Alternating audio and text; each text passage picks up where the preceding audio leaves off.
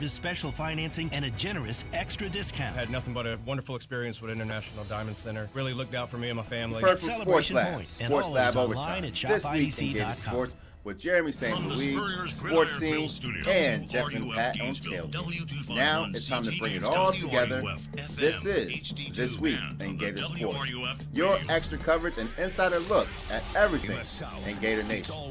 From all of our WRUF beat reporters who have been working hard to bring you the best coverage in Gainesville. I'm Shamar Woods. Welcome to Overtime. Florida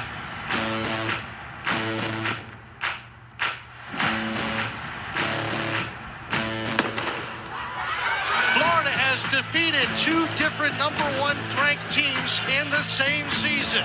And the Gators beat number one 2 out of 3 games. And the Gators take down number one. What a way to cap the regular season.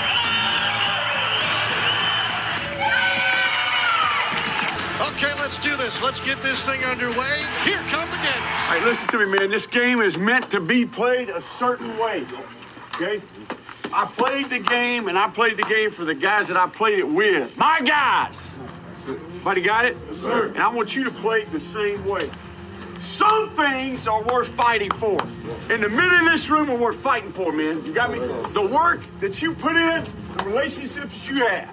All right, let's go out here and let's take pride in how hard we play. Let's get back to the basics. Don't play harder than they play. Hey. Take pride in how you compete. Don't take it. Some things are worth fighting for, man. All right, let's go fight. Right good here? Yes, sir. All right, here we go. Team on 3. 1, 2, 3.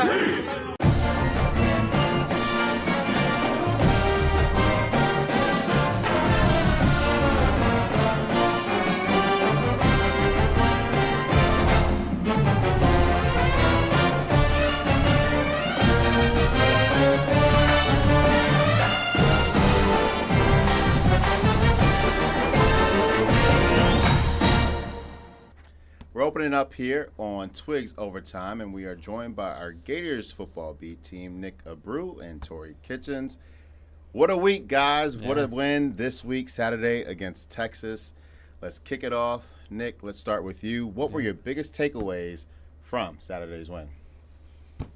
Yeah, I think it's a big win. I like we said, I got my prediction right last week. You got it right. I picked the Gators to beat Texas. They actually won by more than I thought, so props to the Gators. But yeah, really good game from them, I think, on both sides of the ball. This is the first game we actually were able to see the offense really move down the field with some momentum. I think one of the big keys to the game, the third downs. Against Miami, that was the worst game we've ever seen on third downs from them. They went 0 for 13. And they were able to dominate third downs on both sides of the ball against Texas, which is one of the big reasons why they were able to come out with the win. Nick, what gave you so much confidence heading into this matchup against Texas? How did you predict that 2017 win last week here on TWIGS OT? I just wasn't confident in Texas. They didn't really give me anything in the first month of the season. Like they didn't have any strong performances that worried me. All I saw from them was Art struggling a little bit. Yeah, their defense was good, but they didn't play anyone too tough. So all I saw was weakness in their offense, in their young QB coming into his first away game in the SEC. I saw a chance for them to make some noise, rattle a young QB, and to really capitalize on that. And I think we saw some of these similarities with LSU, who were barely able to beat the Gators in a game that the Gators had no offensive production. So I thought if they could even do a little bit, they could come out with the win, and that's exactly what happened. Let's toss it over to Tori. Tori, how much do you think this win changes the conversation around head coach Billy Napier and his job security right now? I think this only gives athletic director Scott Strickland more confidence in Napier. I think his firing is inevitable unless he wins out the next 2 seasons straight. But it definitely pushes it back for now. It just kind of validates Strickland's thoughts about him this whole time. Gator Nation isn't going to let off the gas. It's already evident that even though he won, all of the comments on his press conference on Monday were fire Billy. So I think that's just going to we're going to have to see how that plays out. It's inevitable at some point. Just pushes it back just a tad. All right, let's switch gears here. SEC Player of the Week honors for that performance, for that upset of Texas last Saturday. Three Gators made SEC all-conference honors, starting off with DJ Lagway, SEC Offensive Player of the Week. Dallas Wilson, SEC Freshman Player of the Week. Good to see him for the first time this season. And then on special teams, Taylor Spierto, SEC Coast Special Teams Player of the Week. Let's start with you, Nick, and DJ Lagway. DJ Lagway, of course, he certainly played more like himself, right? Mm-hmm. And so what did you see from him that earned his honor this week? Yeah, I think, like you said, we saw some of that DJ Lagway that we saw from him last year that made the entire fan base fall in love and think that he was a Heisman candidate this year. And obviously fell flat in the first couple of weeks. I got back to it now. 298 yards, 2 touchdowns. I mean, that's the kind of things we want to see. And I think one guy in specific was probably a big reason for that. Dallas Wilson coming into this offense was amazing. Being able to be that X factor, that jump ball receiver, being able to really open up the deep passing game that Lagway is so proficient in last year.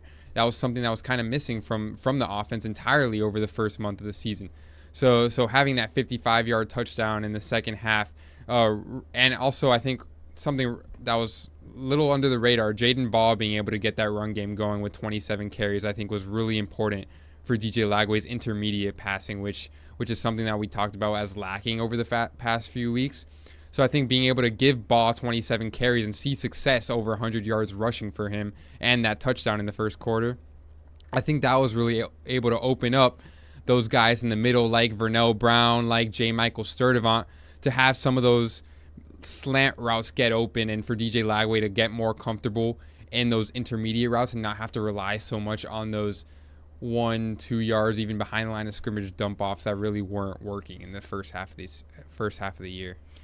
Nick, you mentioned Dallas Wilson, and switching over to Torrey now.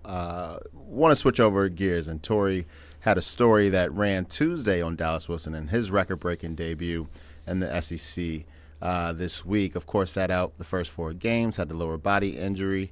What stood out most to you about his performance Saturday? His confidence as a freshman. I think that how he was pushing down players on that 55-yard touchdown was actually insane. But just how sure of his talents he is already as a young player. He said he let his talent take over that play, and I think that that's a really cool thing for such a young player to say. Also, his size is a pretty big deal too.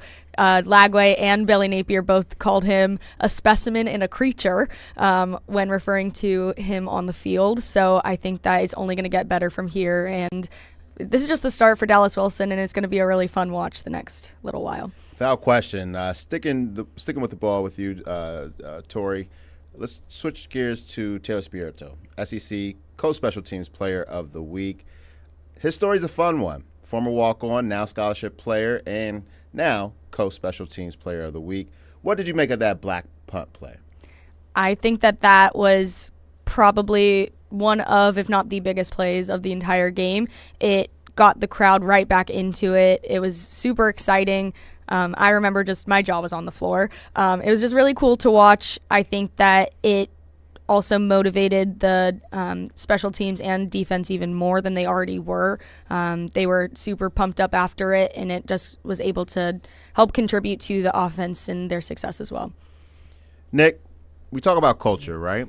And when you talk about what Napier is looking to build here, now in his 4th year, seeing walk-ons make that kind of impact, what do you take away? Yeah, I think that's one of the reasons why you'd maybe advocate for Billy Napier. One of the reasons why Scott Strickland loves Billy Napier is because of that culture that he builds. He really creates kind of a family in this group, and that's why he's so good at recruiting. All these players will die for him. They will put their hearts on the line in the game, and they'll play their hearts out for him. And we saw that last year when his job was on the line. We saw it against Texas with his job also on the line. So I think having a walk-on be able to make such an impact, especially on special teams, that's a big deal because they don't get a lot of chances. So their chances are going to be on special teams to make an impact. And for him to have the confidence to make that play, not pout that he's not getting playing time on the field other than special teams, and to make a big play that really impacted the game, it shows how Billy Napier instills that confidence in the team that everyone matters. It's not just the stars. It's not just DJ Lagway. It's not just Dallas Wilson. Every little part of the team matters. It's a 3-phase game, and special teams is part of that. Switching gears here. Now, we talked about the offense. We talked about special teams. Now let's talk about the defense. Of course, they've been playing strong all season long when it comes to this Gators team, keeping them in games. What clicked for them in this group, Nick? On what defense. Clicked for the defense? On defense, yes. Saturday. Yeah, I think one of the things that I was really impressed by was the secondary play. I think that was one of the things I was a little bit worried about. I actually wrote an article for WRUF earlier last week talking about how that they're going to have to step up with all the injuries to that secondary that they took in that Miami game. Dijon Johnson's out for the year. Aaron Gates is going to be out for an extended period of time. So those younger guys who don't have as much experience, like Sharif Denson, like Cormani McClain, were going to really be the guys that had to step up, and I think they did that. I think Devin Moore especially, he's one of those veterans that is still in the lineup, and he had a monster game. I mean, that one drive where he was able to get the sack on the cornerback blitz, and then the same drive later get an interception. I think he had an amazing game that really changed the tide, and I think Cormani McClain had a little bit of a rough game. Maybe he was beat on a couple routes. Arch missed some throws that maybe you wouldn't get in some other games. But overall, the defense as a whole, especially that secondary, being able to step up against a strong Texas team. Like, obviously they're unranked now, but coming into this game, Arch Manning's still the top quarterback recruit of his class. He's still a really good prospect. So being able to shut them down like that is really impressive in my eyes. Absolutely. Now, Tori, Nick touched on the defense as a whole, touched on the secondary. When you look at this defense, 6 sacks, 2 picks, 8 quarterback hurries.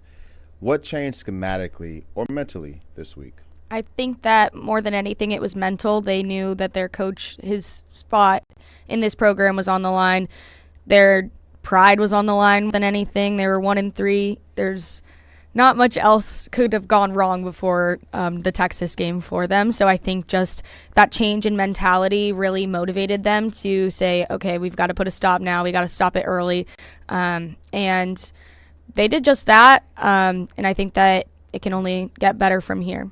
I was going to ask, do you think that this defensive energy is something they can sustain, or is this more of a one-game surge? I think that they can definitely sustain it. I think that it just needs to be the offense that keeps up with that mentality, that keeps up with the energy that the defense has had all season. I think that they were pretty solid before the Texas game on defense and just got even stronger before this one, and they'll be able to keep that up as long as the mentality stays the same. They don't get complacent, and the offense has to follow suit in that to be able to win. All right, we'll keep the ball with you, Tori. This is a long drive for you. Now, you have a weekly scouting report that comes out every Thursday. Be sure to check it out on WRUF.com. So scouting Texas A&M. Of course, they're the number 5 team in the country.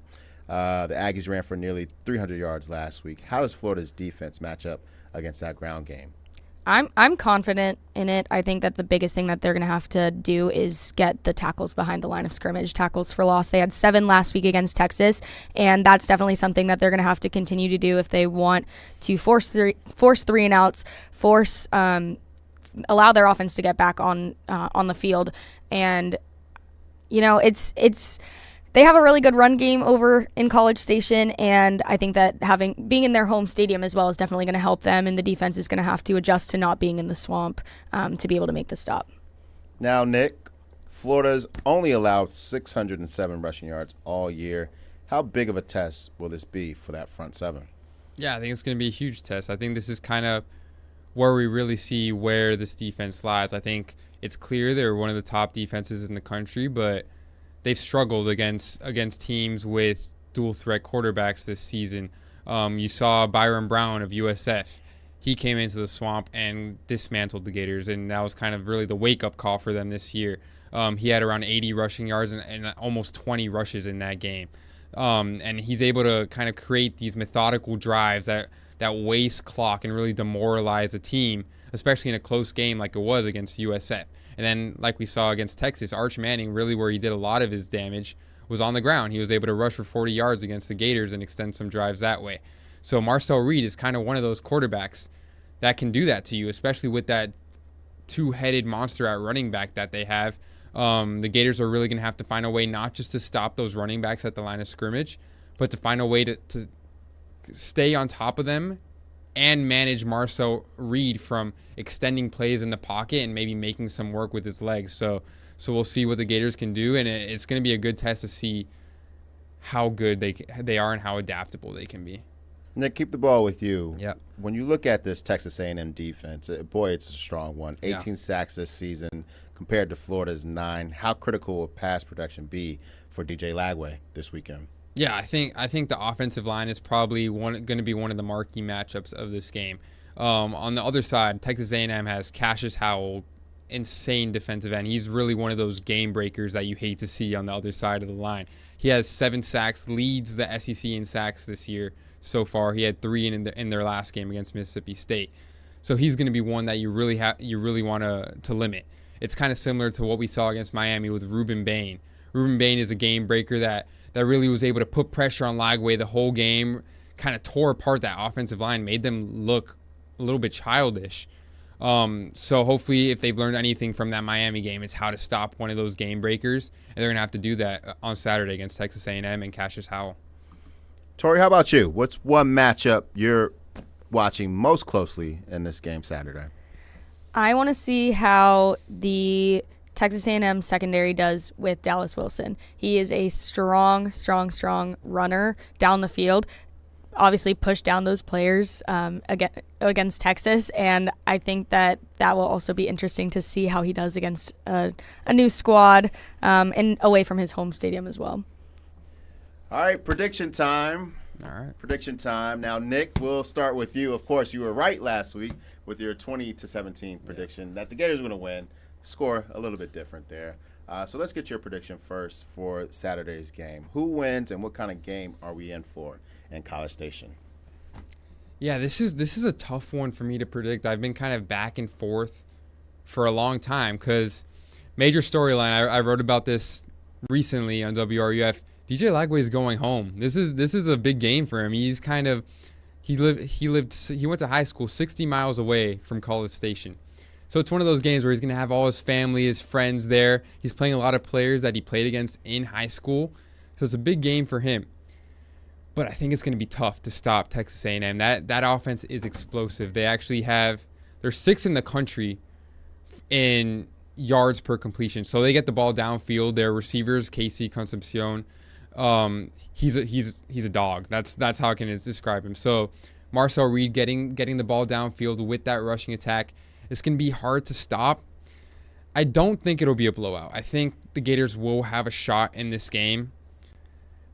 I don't know if they cover the spread, though. I think it'll be probably a 2-score win for Texas A&M. I'm going to go with a 30-20 scoreline for the Aggies. All right. Obviously, the football in the back, they didn't agree with you as it fell off the shelf over there. Tori, we want to switch things over to you. How do you see it playing out? Close finish, or do the Gators find a way to pull it out? I think that I've been going back and forth on score. I'm confident that Texas A&M is going to win. I think that the swamp is what really helped Florida against Texas. So I think that in College Station is obviously a really hard place to play. So I think that I'm very confident that Texas A&M is going to win. Then again, I was confident that Texas was going to win last week, but I was wrong. So I think that it's going to be 35-21, Texas A&M. All right. Both of you guys picking against the Gators this week. Yeah. When you look at it this weekend, obviously you have a lot of big-time players, big-time matchups. Give me your one X factor. One X factor. One player, one position group. What are you watching for Saturday? Nick, start with you. Yeah, I think the first thing that comes to mind, we kind of talked about this a little bit, is that offensive line, being able to stop Cassius Howell, being able to protect the quarterback, allowing DJ Lagway to have a game like he did against Texas. I think confidence is one of those big factors for him. So making sure that he's protected, he has a clean pocket, giving him time to throw. I think that's what's going to allow the Gator offense to ultimately keep up with such a high-powered offense that we have with Texas A&M. Tori, bring us home. Your one X factor for Saturday.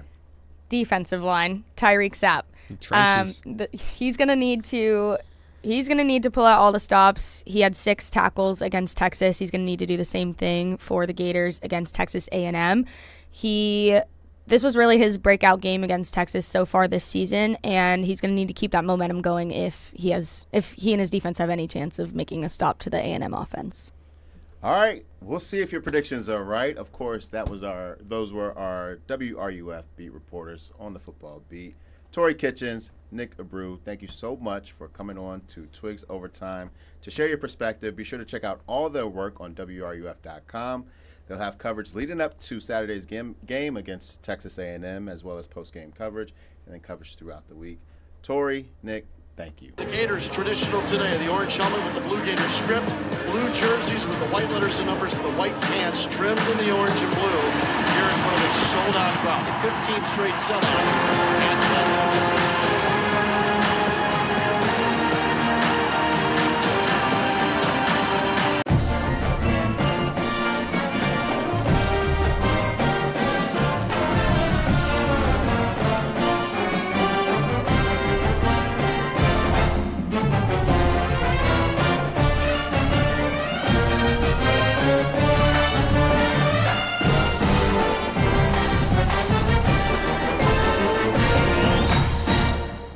All right, let's get into a little bit of soccer now. We are here with Macy Mice and Hunter Zabarski.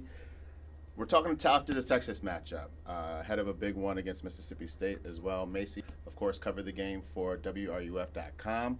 What did you see from that Texas win on Sunday? Well, lots of nail-biters, I will say. You know, soccer was looking for their first SEC win, which they did get. Big standouts, definitely Kai Chakiris. Like, she's been crazy with her penalty kicks. It's been super awesome. And for the game to go from, you know, a win when they've had a history of a lot of draws, like, it's been really great for the team. Lots of aggression. I like to say that the Gators sent the Longhorns out to pasture, so it was pretty cool. And I will say definitely a fun recap to write where you can see on WRUF.com. But yeah, Hunter, do you have any takeaways? I know you watched it as well. Yeah, I mean, if we're talking from a defensive standpoint, this season, going into the season's practically an entirely new back line, and there's a lot of communication that has to go into that. I think you saw that on the Texas goal when the Texas player kind of got lost a little bit from the Florida defenders, and she was right in front of the goal all alone. And I know people watch soccer and think it's such a big open field. How do you lose someone like that? Well, it's actually easier than people think. So definitely communication, something the team needs to work on. And from a defensive standpoint, it starts with the goalie, Paloma Pena. Ever since that South Carolina game, she's been the team's number one. She's played the entirety of the matches, which, you know, earlier in the season they switched between the two goalies. Now she's kind of won that starting job for Florida. Now going to Bohan, what did Bohan say after that game Sunday against Texas? Of course, the Gators soccer team coming off of Saturday's win with the Gators football team. They also beat Texas. So it was a Texas sweep. What did Bohan have to say? Macy? So it was really interesting because in her post-game interviews, she talked a lot about, she had a lot of comparisons with Billy Napier. And on our beat team, David Lopez wrote a comparison story as well, kind of talking about that. Really interesting for them to kind of talk about, you know, finally getting that potential to pop. And that's what both teams did this week. Kind of ironic it happened both with Texas, one at home, one away. So good to see that the Gators were able to beat Texas either way. But what other takeaways do you have, Hunter? Well, every SEC win you get, you have to celebrate. It's really hard to win in the SEC. So I think credit to the Gators for getting their first win against the season. Maybe Texas struggled this year, but they did really good job last season. So I think just celebrating the victory and, of course, beating Texas twice in one weekend, you can't really be upset about that one, eh? I will say, too, lots of firsts for the Gators. Abby Gemma for soccer scored her first collegiate goal. She's now the 10th Gator to do this season. And then talk about Dallas Wilson, too. Like, talk about these raw freshmen really coming in with this true freshman talent. Like, really, really good weekend for the Gators, I will say. Absolutely. Big win. They're trying to make it 2 in a row this Friday. Of course, Mississippi State up next. Macy, what kind of challenge do the Bulldogs bring to the table? I will say it'll be an interesting game for sure. Coming off their first SEC win after many draws, like it'll be difficult for sure. Mississippi State, I believe, is ranked 3rd in soccer at the moment, so I think it'll be a really tough game for them. Trying to get that win, of course, you know, moving on to, you know, tougher and tougher matches. And Bohan said, like, they're still kind of getting into their groove, things like that, and being able to do that at home on their home pitch after being away would definitely be an interesting dynamic. Hunter. Yeah, I think third in the SEC for Mississippi State. But last season they were 10-0 in conference play. Didn't lose to do in the SEC, and going into their first game of conference play this year, they beat the number one team. Well, at the moment, the number one team, Tennessee, 3-2. And looking at the defensive stats for Mississippi State, in their last game they gave up 4 goals. They lost 4-2 to Arkansas. In the previous 5 games in SEC play, they'd only given up 3 total goals, 2 of those to Tennessee. So I think for Florida, just being able to get past their defensive line is going to be a real struggle. This is a really good Mississippi State team. Sticking with this game Friday, of course, Gator soccer playing against Mississippi State on Friday. It's going to be senior night, right? And so certainly the last home game for Gator soccer ahead of a potential postseason berth. But sticking with this game, who is your key player and why? This question is for both of you. Macy. Gotcha. It's difficult for me to choose, I will say. I'll probably have to say Kai Chikaris. Like, she's been nuts, again, with, like, her agility, her aggression. It's obvious. You see people out in the stands. Like, I know we'll be standing on the sidelines just listening, and I just hear the audience behind me like, wow, she's fierce. Like, she's confident. Like, she's strong, really aggressive. And I think that kind of aggression is something this Gators team really needs, especially going into Friday's game. Hunter. Yeah, I'm taking, I guess this has been deemed Zabarski's Z factors now. David Lopez is, wanted me to say that, but I'm taking another freshman. It's going to be Addie Hess. I picked her to score in the Kentucky game, and she did.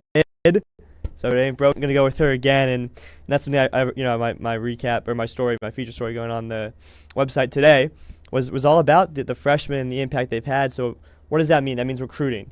This team has struggled in the past. How have they gotten such talent in this 2025 class? Not only that, but the 2026 class. I spoke to Lael Hill, daughter of Grant Hill, about what she's looking forward to in coming to campus, and as well Ben Chase, the NIL director, just like what sets Florida apart in recruiting for women's soccer and how they've been able to succeed so well in that department. Awesome. Be sure to check out Hunter Zabarski's story on WRUF.com, of course, an inside look at Gator soccer recruiting. Be sure to check that out. Now, after Friday's game against Mississippi State, of course, there are only 3 games left in the season.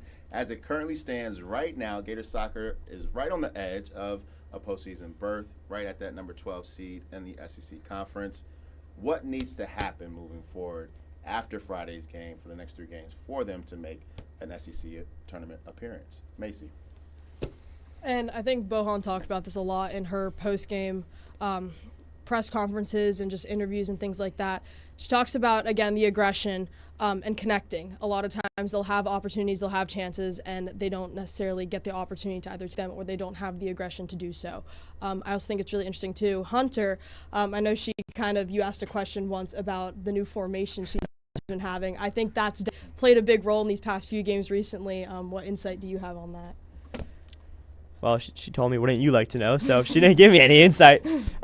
Yeah, I think what Macy's saying, and Coach Bohan always says, we take it game by game. They have two ranked opponents, Mississippi State, Tennessee, a really good Tennessee team.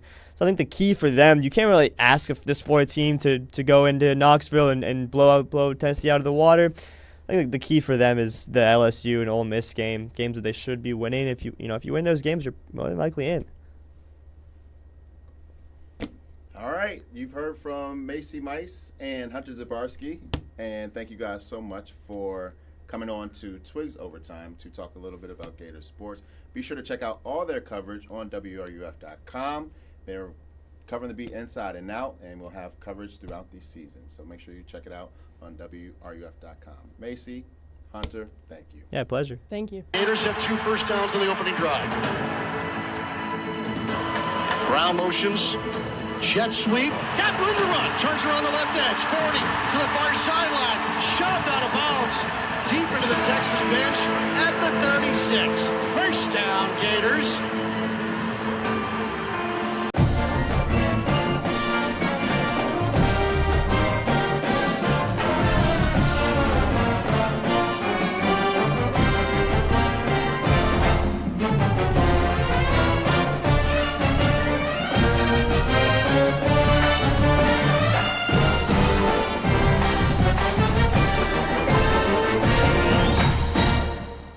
Now let's switch over to volleyball, where we are joined by our WRUF volleyball beat reporter, Charlie Jones, once again joining us here on TWIGS OT. be sure to check out his coverage as well as the rest of the Beat Team's coverage on Gators Volleyball right on WRUF.com. Now, Charlie, let's start with the big headline here. For the first time since 1991, Gators Volleyball not ranked in the top 25. How surprising is that? And what does it say about where this program is right now? First of all, thanks again for having me. And second of all, I think we just need to take a breath and kind of realize that headline. Okay, now that everyone has gotten over being shocked, yes, Florida drops out of the AVCA top 25 for the first time since 1991. That's 556 in-season weeks. A little bit crazy. But after the weekend, it is not as much of a shock. A 1-1 split against two SEC teams, one at home, one on the road, and they drop out for the first time.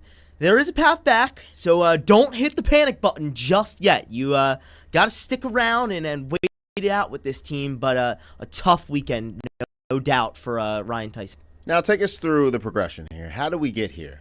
Yeah, so season started off with the AVCA First Serve Showcase, taking on some of the top teams in the nation. First two matches were Stanford and Pitt. I mean, look, when you face juggernauts like that in the sport who are consistent year after year, strong teams, it's going to be a tough start. They actually split. They moved up to their best ranking of the season, number 11, because of that Pitt win. And that's when things started to kind of slow down a little bit. They lost a couple of unranked matches and matches to teams who are lower on the rankings. They had a sweep against North Carolina on the road, and that was a big turning point. From that point on, the schedule gets a little bit shakier. A match with Wisconsin, a match with Marquette, lost both of those on the road, and they found themselves in an unusual position, trying to fight off falling out of the rankings. Then they entered SEC play. Things did not turn around. They're 2-2 now in SEC play with losses to Mississippi State and LSU. LSU is on the road, both unranked teams, and that is where we are. You know, it's tough when you start off SEC play with a really strong non-conference schedule. You're already a foot behind if you're not able to win those matches, which some of them they weren't. They get into SEC play. They get shocked by Mississippi State at home in 5 sets. They get a little bit of momentum with a win against Alabama and Auburn at home.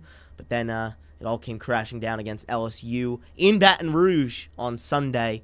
But there is a road back. All right. We'll definitely talk about that road later. We're joined by Charlie Jones, of course, our WRUF volleyball beat reporter. You wrote a recap off of the LSU game Sunday against Baton Rouge. Of course, Gators volleyball lost 3-2. What do we expect to see Friday against Missouri? We're going to take it one game at a time. Starting with Friday, what do we expect to see coming off Sunday's loss? Well, fun little nugget about this matchup. It's the third straight matchup against the Tigers team. So first you had Auburn, then LSU, now moving on to Missouri. The thing with LSU was that I think Florida got caught a little bit off guard. It is a road SEC match, so always going to get that little bit of a boost for the home team. But Journey Robinson has been stellar for LSU the entire season. She's one of the best players in the nation, and she showed why. She had 33 kills against Tennessee in a 5-set loss. She followed that up 2 days later, a new career high, 34 against Florida. Stopping her is a really hard task. Now, Missouri have strong attackers themselves, but not one key star like Journey who can really punish you both defensively, offensively, and from the service line. So I think trying to limit what Missouri can do in all facets of the game, focusing on attacking their back row, making sure you can get them out of system, put them in hard positions, that is when you're going to be able to beat Missouri. It's not necessarily going to be a battle from the service line like we've seen in so many matches this season. What it is going to be a battle of accuracy and side-out percentage. If you can have a better hitting percentage and a better side-out percentage than Missouri, you should be coming away with a win for Florida. All right, wrapping up here with Charlie Jones, of course, our WRUF Gators volleyball beat reporter. Charlie, let's call it. What's your prediction for Friday against the third straight Tigers team? Yeah, Missouri is a strong team. Like you mentioned, number 25 in the AVCA top 25. Threatened to fall out.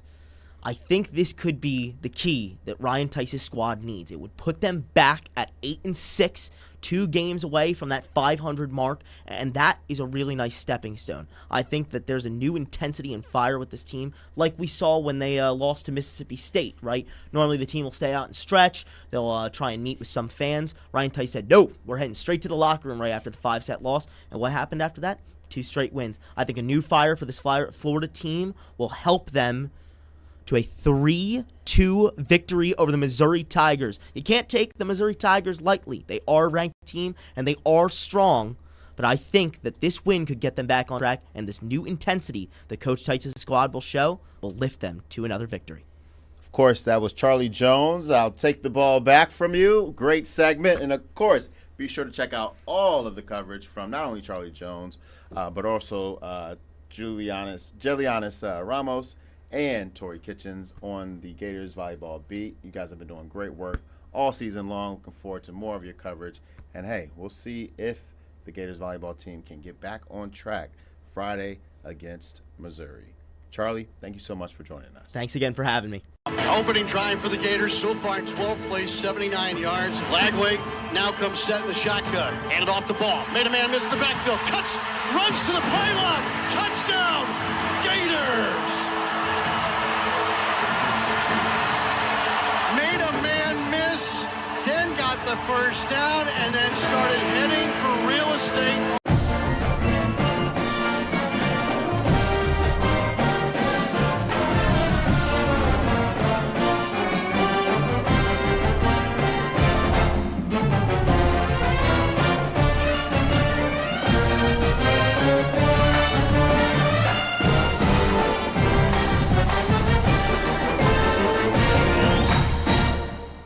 We're back here on TWIGS Overtime. We are now joined by our WRUF beat reporters on the Top 25 College Football beat, Jake Hoffman and Morgan Vasquez.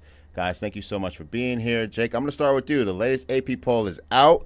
Let's talk about the rankings a little bit. Who were the biggest risers and fallers in the latest rankings? So if we're going to talk about followers, I mean, of course, you got to go to Texas first, previously number 9 and now completely out of the rankings, following their upset loss to Florida, 29-21 in the Swamp.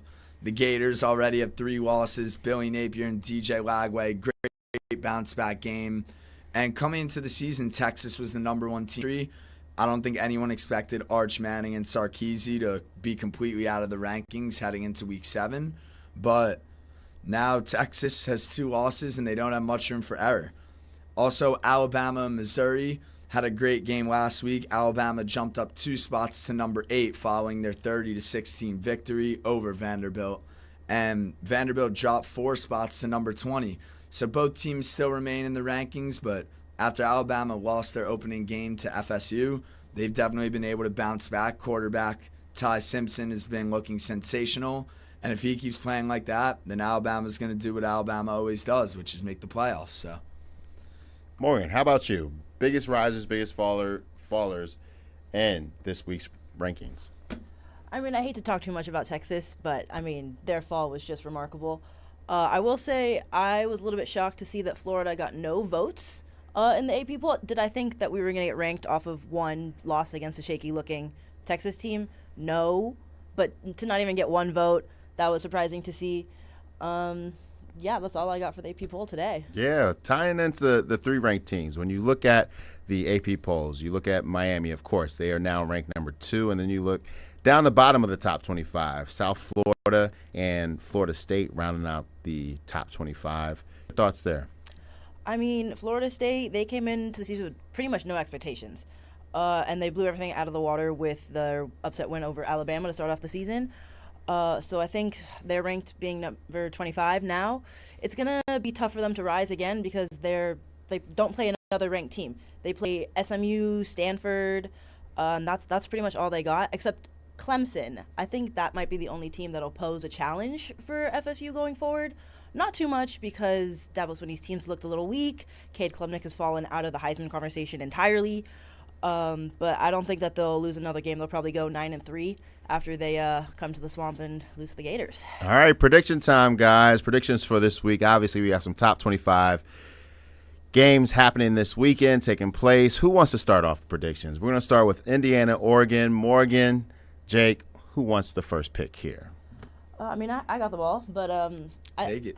I think it's hard to bet against Oregon, especially if you beat Penn State in a whiteout. That was a huge win for them. And, yeah, I'm going with the Ducks. How about you, Jake? I mean, the Ducks are home this week. They're number 3 against number 7 Indiana, a Big Ten rival. I mean, Oregon's been looking great so far this year. I mean, the quarterback play from Dante Moore is just unbelievable as of now. And Oregon is 7.5-point favorites. I think Indiana may cover that spread, but I think the Ducks are going to come out on top. All right, guys, next game, Bama, Missouri. Bama favored by 3.5 points. Jake will keep the ball right there with you. Your prediction. I know Missouri's home, but like I've said, quarterback Ty Simpson has looked absolutely flawless. I think Alabama's going to come out of this weekend with a win, and I think they're going to cover the 3.5. I know Missouri's home. I know they've looked good, but I think Bama's the way better team.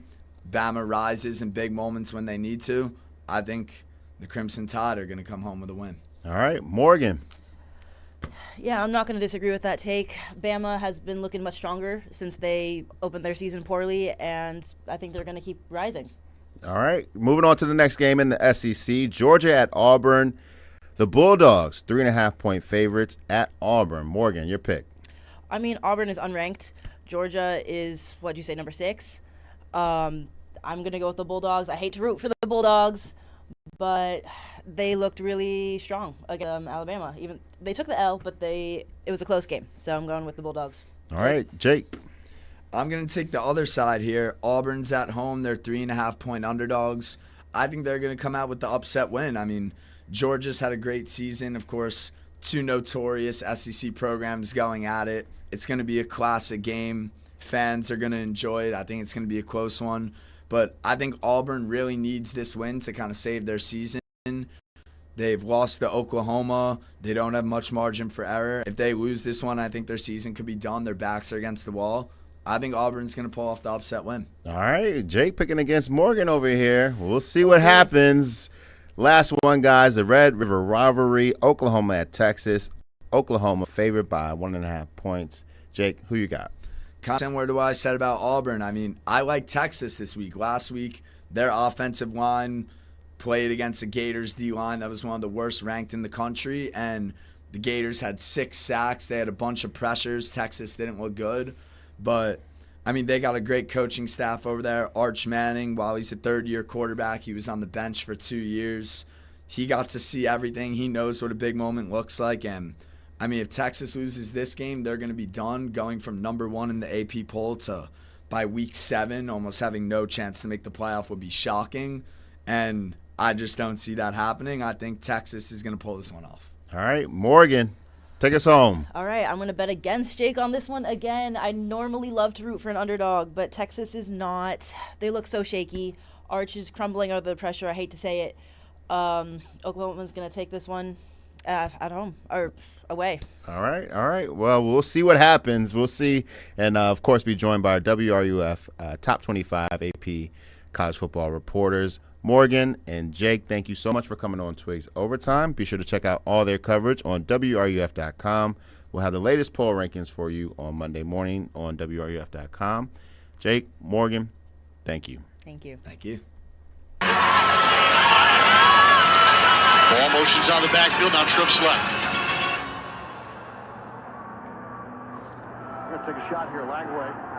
Lyons fires down the right side. Wilson's got it. 35, 20, 15, spins off the tackler at the 15, inside the 10, drags him into the end zone. Touchdown, Gators!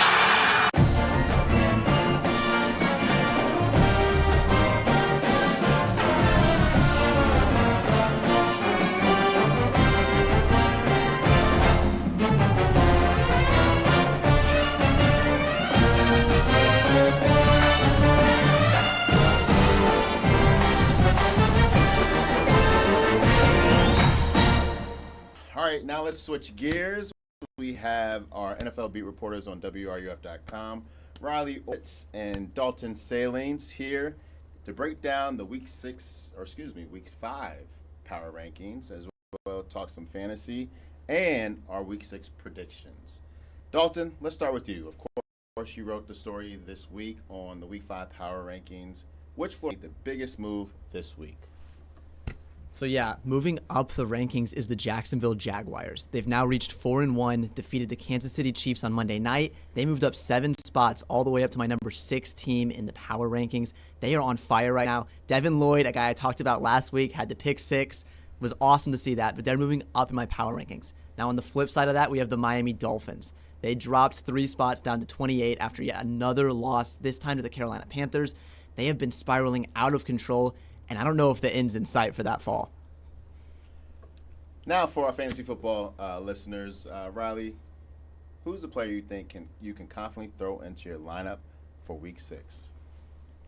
I mean, last week was a bit of a surprise with Trevor Lawrence. He showed out on his 26th birthday. He ended with 26.2 fantasy points. He had a touchdown through the air and then 2 on the ground, including the game winner. So I don't know, with that Seattle defense and that shootout last week with the Bucs, it could happen for Lawrence again. Dalton, how about you? Got a sleeper or breakout candidate that you like this week? How about a guy that's broken out before but could break back out this year? He hasn't done it yet. Chris Godwin. He's back with the Buccaneers playing wide receiver. Last week was a down week. I expect a bit of a bounce back for him this week. I think he could have a very dominant performance against the 49ers defense in what could be a bit of a higher scoring game. All right, Riley. Now, I know you're working on the preview for Week 6 of our NFL slate. We'll have that story for you guys tomorrow on RUF.com. Break down this week's games for us. First of all, looking at the Tampa Bay Buccaneers, I just mentioned them. They came out firing on all cylinders last Sunday against the Seattle Seahawks, picked up their 4th win. This week they're back in Tampa against the San Francisco 49ers. And I expect the Bucs to come out firing on all cylinders once again. I have them beating the Niners 24-17. So we'll see if Baker Mayfield can put up another 379 passing yards, which was pretty high total for him. And then, like Dalton said, I don't know what's happening with the Dolphins, but they're hosting the Chargers on Sunday. Their defense last week was abysmal, to say at the best. They allowed 239 rushing yards to a Chuba Hubbard-less Carolina Panthers. And I have them losing to the Chargers 28-17. And then looking at the last Florida game of the week, I have Jacksonville staying down in Florida and beating the Seattle Seahawks 24-21. I think Trevor Lawrence can stay hot. Dalton, is there anything else to watch for this weekend? Well, I can tell you I got burned by the Seahawks last week, but I'm doubling down. I think Seattle takes down the Jaguars. I have it 38-24. I expect Jackson Smith-Njigba, wide receiver for the Seahawks, to have a really big game against this Jaguars passing defense. With the Buccaneers 49ers, I agree with what Riley said. The 49ers have been banged up this year. So many injuries. I talked about in my power rankings how many players they've missed. I expect the Buccaneers to be able to take advantage of that and come out with a victory. And in the Chargers-Dolphins game, Justin Herbert has looked bad the last 2 weeks. I expect this week to be a big bounce back for him against a Dolphins secondary that has been atrocious, to put it nicely. I think the Chargers blow the brakes off of the Dolphins this week, and I think that they will probably have the biggest margin of victory in the NFL this week. All right, guys. Of course, this is Twigs Overtime. So before we end, give us your hot takes. Dalton. My hot take comes from the Jaguars-Seahawks game. I just said I like the Seahawks to win. How about a hot take for the Jaguars? Tight end Johnny Munt will score a touchdown. Brenton Strange has gone onto the IR. Somebody needs to step up. Johnny Munt is my pick to score a touchdown for the Jaguars this week. Riley. My hot take for the week is, while I don't expect the Dolphins to win this week, I think defensive tackle Zach Sealer will show out. He'll have his first sack of the season, and I think we could see a defensive score from a pretty beat-up Chargers offensive line. The defensive tackle signed a 3-year, $64 million extension in the offseason. I think this is a breakout game. All right, Riley, we'll keep the ball right there. Now, you and Dalton, you guys have been going back and forth with your weekly picks and your predictions. Riley, where does it stand right now heading into Week 6? Well, I went 1-2 last week, unfortunately, which puts me at 10-5 on the season. Dalton kind of had a 0-3 skid last week at 7-8. Dalton, are we going to get it back? Listen, 1 week at a time right now. If I can just take one game over her every week, I'll be back in the lead before we know it. I have no doubts I'll lead by the end of the season. All right. Thank you guys so much. Of course, that was Dalton Salines and Riley Orovitz on this week's weekly Twigs Overtime. Thank you guys so much. Be sure to check out all their coverage on WRUF.com. Of course, they're going to have the preview on Friday as well as the fantasy preview in addition to that. And, of course, all the recaps for next week. Dalton, Riley, thank you guys so much for coming on to Twigs Overtime. This place is rocking. And a flag goes down. This could be a false start. Offense, number 71. 5-yard penalty. Stepping down.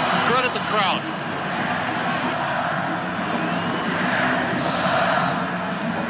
And he takes the shotgun snap. Fires. Intercepted at the 20 by Castell. Along the far side, numbers down.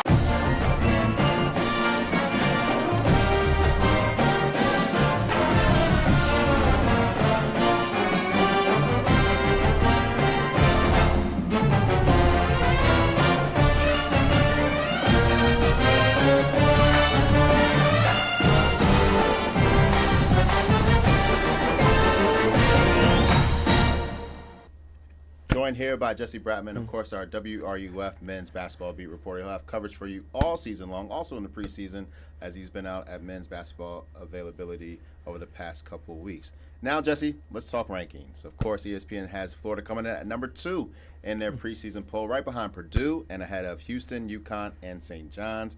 Pretty elite company there. What is your initial reaction to Florida landing at number 2? Too high, just right, or maybe even underrated? I know the sentiment online, especially from Florida fans, obviously, is why aren't we number 1? Which I think is a fair concern, but I really think number 2 is a very fair place to put Florida.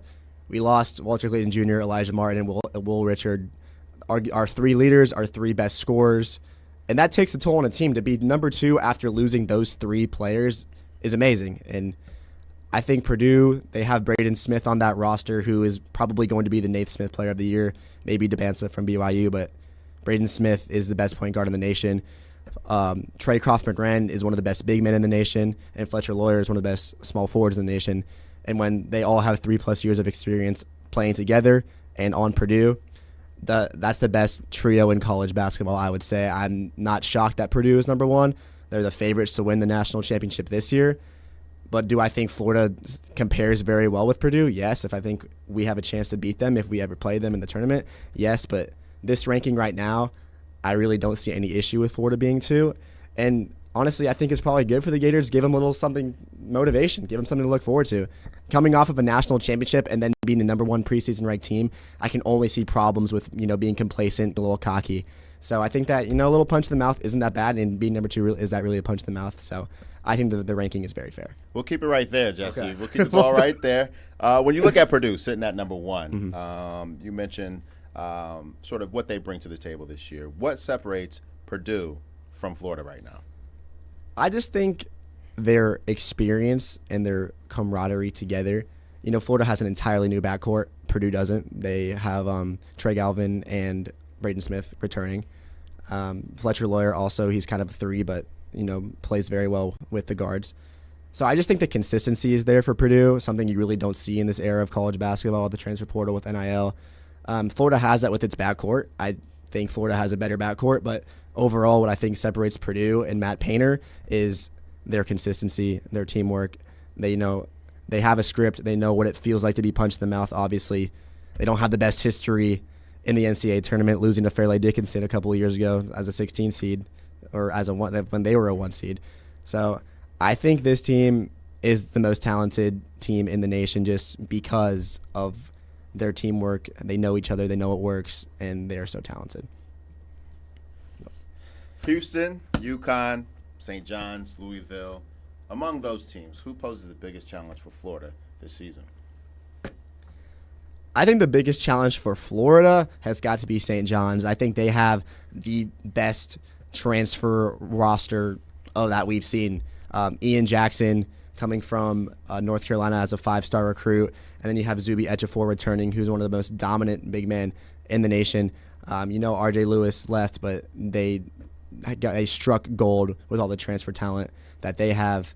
And Rick Pitino is an amazing coach, and I think St. John's is going to run away with the Big East.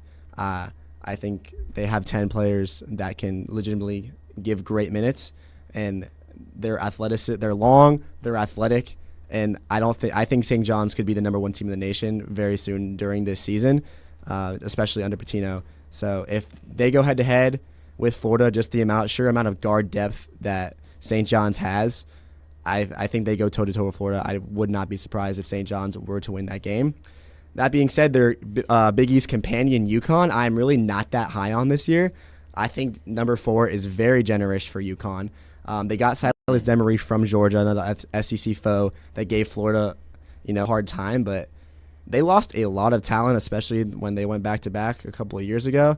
The only really main returner of that core is Alex Caravan, who is not – he was the least talented of, that core group of your McNeelys and your Donovan Klingons and your Stephon Castles.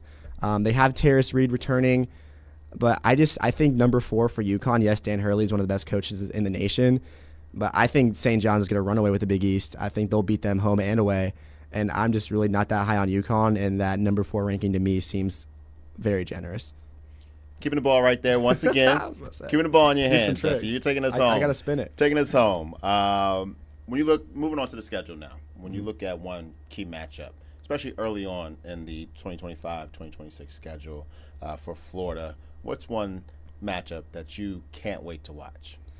Honestly, the first matchup of the year against Arizona, who is ranked number 13 in the country right now. They have the number 2 recruiting class in the country. They have 2 5-stars, Braden Berries and Koa Pete, who are both very physically imposing forwards. And there is no team that doesn't want to punch the defending national champions in the mouth in Las Vegas to start their season. I think if Florida doesn't come out of the gates firing, I know Arizona will. And it's going to be very hard to play catch-up, and that is a matchup that I think will set the tone for the entire season. I think if we go out and beat a ranked team in Arizona in the first game of the season, that will send a message that last year's championship, losing all those players, was not a fluke. This is Florida basketball. This is a quote-unquote blue blood. I know they're not, but this is a team that came to play, and if we beat number 13 Arizona in Las Vegas, I think that is a matchup I'm really, really looking forward to seeing. All right, we'll have to wait and see how that one plays out. Bring it back over here. Last question as we wrap up here on Twigs Overtime. Jesse, of course, you've been out at media availability. What's one question that you have yet to ask that you're looking forward to ask next week for Gators men's basketball? One question I would love to ask is how game ready do you feel? And to whatever player it is. You can only do so much at practice. You can only do so many scrimmages. But once you actually get in the game, once you get into especially a neutral environment where you don't have the O-Dome to support you, you don't have your fans, how is your game playing in practice going to translate to the actual floor against Arizona? I'm very curious to see. We have scrimmages scheduled against Illinois on October 25th, but that honestly isn't going to be game speed. Nothing is game speed until you're actually in the game.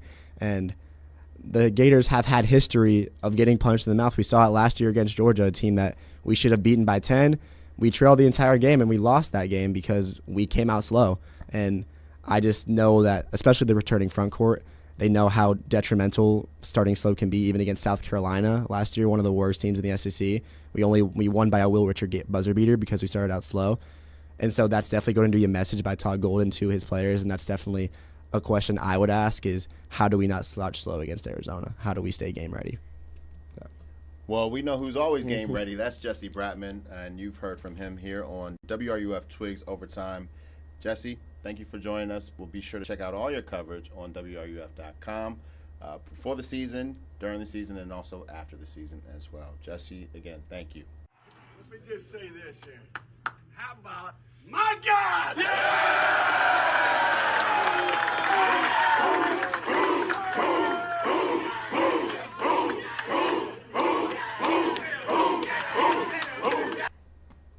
That'll do it for this week in Gator Sports Overtime. I'm Shamar Woods. I'm going to thank all of our WRUF beat reporters for joining us on today's show. Make sure you check out all their coverage on WRUF.com and on WRUF social channels. They've been working hard all week to bring you extra coverage and analysis.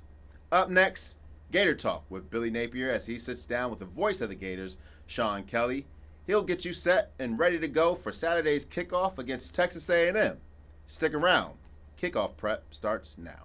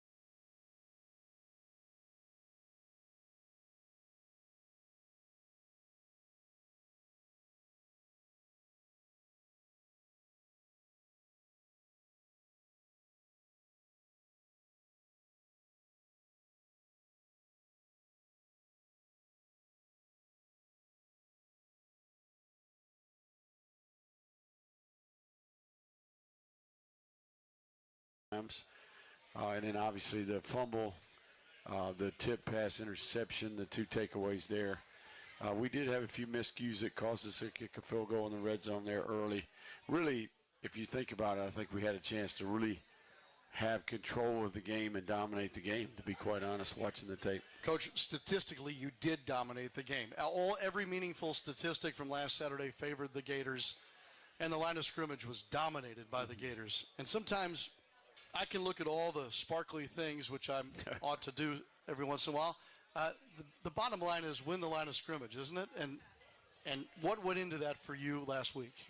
Well, I think a mindset. I think we that's our formula to win. Playing really well up front so we can rush the ball, stop the run, we can protect our quarterback, affect their quarterback, and just a mentality, right? A cumulative effect of how we play. Knowing that in these types of games against this level of competition, it's going to be physical, and you got to be up for that challenge. So I'm hopeful we can continue to play that brand of football the rest of the way. I agree. How about tackling? That's been something that's talked about across football all the time. I want to make sure I've got my numbers right, so please correct me. I think there were 3 missed tackles by the Gators this past week for a total now of 26 through 5 games. That didn't seem right. That's why I'm asking if it's right. Yeah, no, it is. We, if you can stay in the single digits each week, you're doing a relatively good job, certainly. And look, the skill player, the caliber of skill players that we're playing against are the best in the country. So, in general, I think we put an emphasis on that, and you can see the coaches have done a great job teaching tackling, and we're playing defense as a unit, right? They're using the other defenders, they're using the sideline, and certainly I think got good players too. That always helps. Yeah, it's always strange. Like you'll see things during training camp, and you wonder which of those things will translate to the regular season. One thing that was noticeable in camp, just from my observations, was when a play was coming to a close, it wasn't just one defender stopping the play. It was one defender and then 5 more, all within a body length of that football. So that has carried over, it seems, Coach, based on what you just described. Yeah, we always talk about second, third, fourth, fifth, sixth defender in, right? So, and then that's how you create takeaways as well, right? You try to attack the ball, and you do that with population. And this group has taken pride in that. They're playing at a high level. Couple of takeaways in the Texas game, interceptions. Great to see Jordan Castell, who's just, he's started like 1,000 games now, but he gets one. I teased him a little bit about that at practice today. Devin Moore's was special, Coach. Yeah. Just from where he was when the ball was out of the quarterback's hands, and then he ends up with it. What did you see on tape? Yeah, just elite textbook speed turn and then acceleration, and he did a nice job high pointing the ball. I mean, that's one of those you put on the drill tape as a coach. You work that drill all the time, and he's a guy who continues to play better and playing the best football of his career for us. 4 career interceptions for Moore. By the way, he was here last week. So the deal is this: you come on Gator Talk, then you have something special happen, and we'll look for Tyreek Sapp for us later in the week after being here tonight. Coach, DJ Lagway was 21 of 28, 75%, threw for 298 yards, pair of touchdowns, and interception. By the way, he was hit as he threw the football, so I kind of almost throw the interception out a little bit. Coach, why was DJ Lagway better last Saturday? Well, I think he was decisive. I think that the staff did a great job designing a plan with the ball. He could play on time. The ball was out of his hand. We had good balance. We were able to run the ball. That makes the defense commit, makes the throw game simpler. But just in general, he was comfortable. He was in rhythm. He was accurate. And I think that he is starting to settle down a little bit. You could kind of see that was a different player than we've been watching. And it's good to have Dallas Wilson out there. That helps too. But the running game paired with his preparation, he had 2 really good weeks of practice. I told him in the open date, I said, hey, training camp is over, buddy. It's go time now. And he has responded. And he had an even better week this week. You can start to see it. He's getting back to being himself. Speaking of Dallas Wilson, this doesn't translate very well on radio, but post-game on Saturday, I think at your media on Monday, and you just did it again. whenever Billy Napier says Dallas Wilson's name, he smiles. Why not, Coach? I mean, I'm trying not to get too crazy about a freshman because he's a freshman and he made his debut, but my goodness. Yeah, unique player, man. Big, long. He's a tough guard. He's a great matchup player. The play strength is really unique, right? I mean, just littler corners have trouble matching up with the guy, and then his catch radius. He's got great ball skills, and he's got good finishing speed. So his energy as a competitor is contagious as well. Like, it just brings an energy to the practice. Fun to be around. You look forward to coaching the guy. He's never in a bad mood. And his work ethic and his work capacity, he's just a tough, durable guy that shows up with consistency and just keeps making plays. Coach, who else shined last Saturday that you're hoping carries over? Jaden Ball was elite. Was the design to have him carry it 27 times, or did circumstances just make it so? Well, I think just given where we were at as a team, we felt like, okay, hey, we got to play the hands we're dealt, and in general, challenge the guys up front. We need to be physical. We need to hand the ball off. Duke Clark was effective, and I think we had a good plan. A lot of teams were playing us differently because of the early struggles. We had plans for some of that. That led to our ability to adjust, and I think ultimately we had a hat for a hat, and Jaden did a lot of stuff on his own as well. But the guys up front responded. Thought Hayden Hanson was extremely physical in the game. Jaden Ball, pretty special player. I'm glad you pointed out Trey Wilson this week because, he hasn't had the number of touches that I think we would expect based on how he burst onto the scene 2 years ago. But, Coach, you pointed out this week that ignore the number here. There was something different about Trey Wilson in the way he played this past Saturday. Oh, man, he played hard in the game. The ball didn't necessarily go his way. He was in there a lot of plays, but in general, he was physical. He was tough. He played without the ball. I always tell the skill guys, having coach receivers, the way you play without a ball is a direct reflection of the type of teammates you are. And I think that Trey, and he did it again this week in practice. It was phenomenal to watch. So when I see a guy doing that, I'm trying to get him a ball. Like I see a couple extra effort plays. He's playing. He's blocking. He's being physical. He's tough. I'm saying, hey, how can we get that guy the ball here and reward that? I think it's important for the team, and it's important for the other players to see that. Is that instinctive based on your experience, or is that learned behavior, if you will? Yeah, it's learned behavior, man. It's cultural, and obviously those guys in general play well without the ball. G accepts nothing less, and it's good to see because it's healthy. Most teams, it's a typical issue with the receiver room, I guess is what I would say. Okay. If you can get them to play without the ball, that tells you a little bit of something about your team. Billy, there was an NBA coach I worked with for a good stretch by the name of Monty Williams. Mm-hmm. And it's not apples to apples here because in the NBA it's 82 games. But he used to always say after a win like you had against Texas this last week, his phrase was always, let's not get happy on the farm, which I always would giggle about. But Monty is a little country, and so that was the phrase that he used.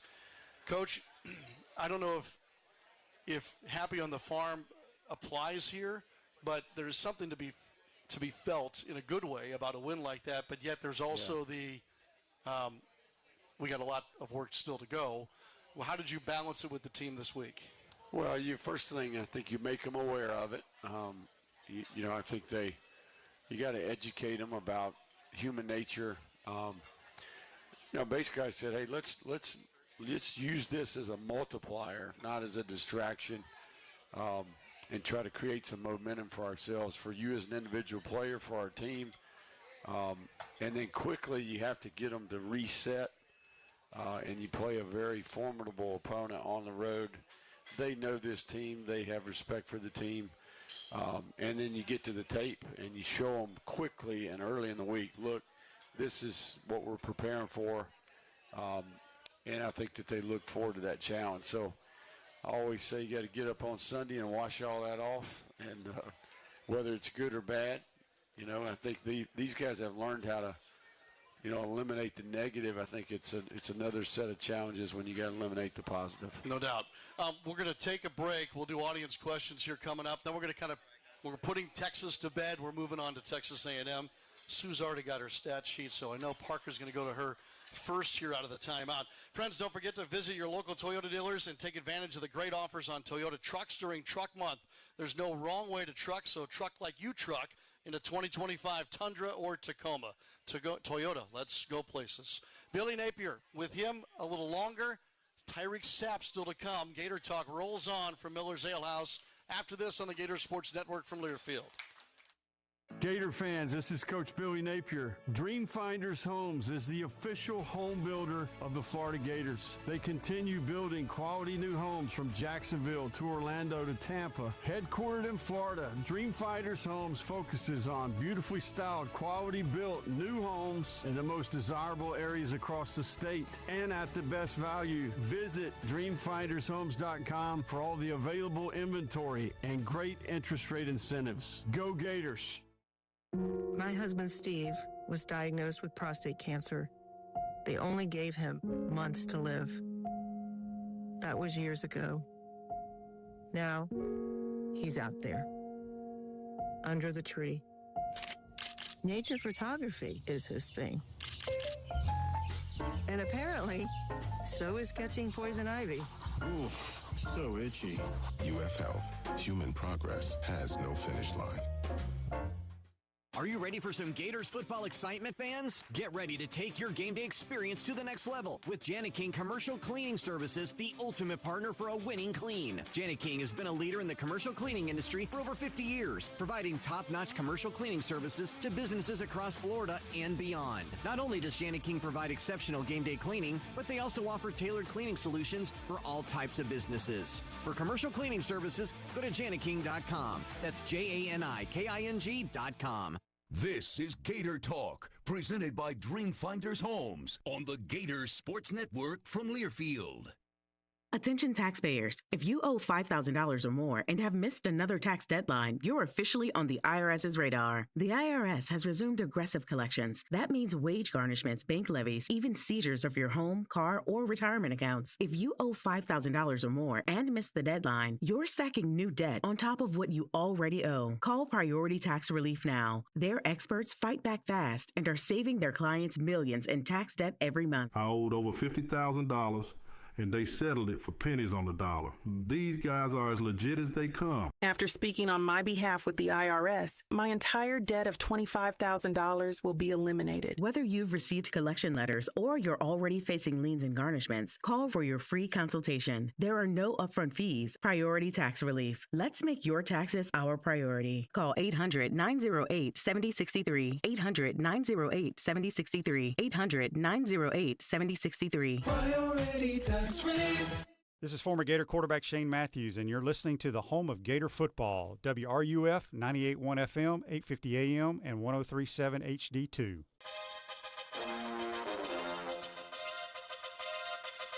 Gator Talk, presented by Dreamfinders Homes, continues. For more of tonight's show, here's Sean Kelly.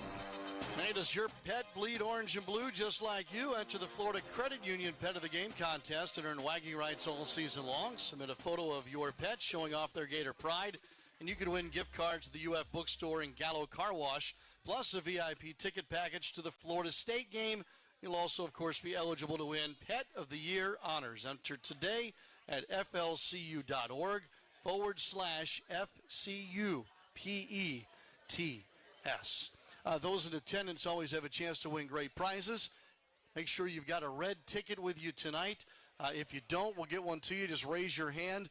The three prizes we're giving away: 2 tickets to the homecoming game against Mississippi State, signed Billy Napier football, and the Simple Modern Cup is on display here for the homecoming game. This week, this upcoming game, it is white with the old school Steve Egan in his 30th year, the Charlie Pell era interlocking UF logo, which the Gators will wear for the Mississippi State game. Don't do Steve like that, man. Just every once in a while, we keep Steve I hear you. honored and honest is the way I like to put it. Not Parker tonight. Dante has the microphone. And before Tyreek Sapp gets here, and we talk about A&M, although Sue may lead us right in that direction, Sue is up first, Coach, All right, to ask Sue. you a question. Thanks, Sean. And here we go, Sue. Hi, Coach. Hi, Sean. Hello. All right. So I wanted to look at the offense this week because I loved the game last week and was pleased with our offense. So what stood out when I looked at our first downs? So we have rushing 45, rushing 44, passing 45. So I'm like very evenly with our first downs. But then I went to look at our touchdowns. Not so even. Rushing 3 and touchdowns passing 9. Can you talk a little bit about how do we make that even? Our first downs are pretty even, rushing, passing. How do we increase that rushing touchdowns? Okay, so first of all, I think it's all about when you get to the red area, maximizing your opportunities. You know, once the ball crosses the kick line, you get right to the 35-ish. It's all about getting touchdowns. You know, there's always, when you get to the end of the game, how many times did you force them to take 3? How many times were you able to get 7? And sometimes the closer you get, the more they defend the run and you have to throw the ball. But in general, that's why it's important to be able to rush it when you do get to the short side of the field. I think that we also should try to throw it into the end zone more often. Once you get between the 50 to the kick line, be a little bit more aggressive. You'll see that's a common strategy because you know it's going to be hard once you get through the short side of the field.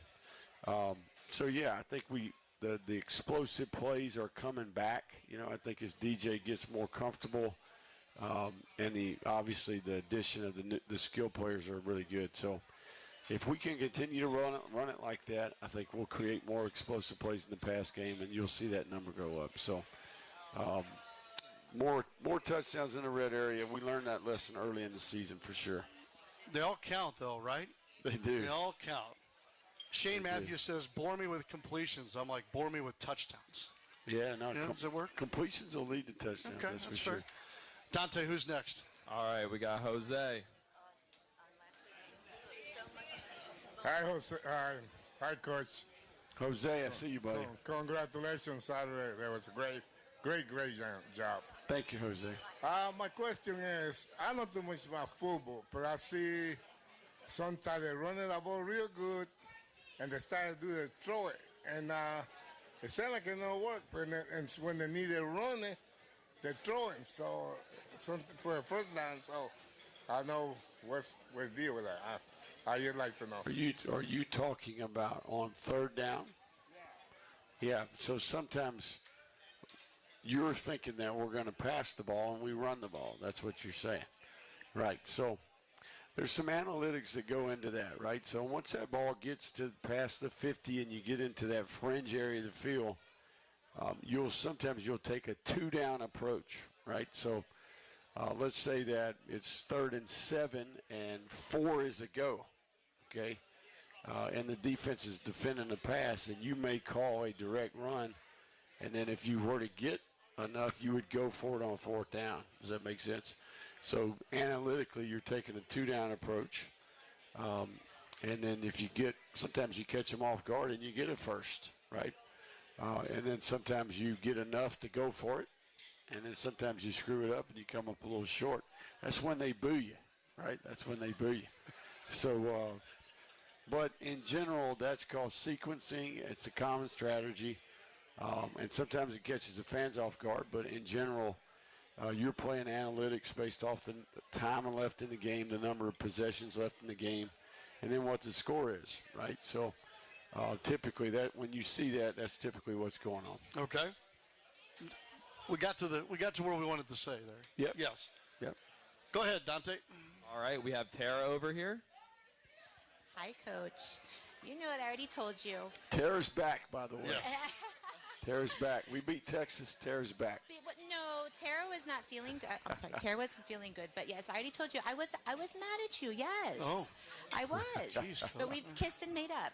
No, but how you handle adversity and how you really truly do, like, block the noise out, and it's very commendable. Like, you just do what you do in each week. It's a new week, and you can see how these boys rally around that as well, and the respect they have for you.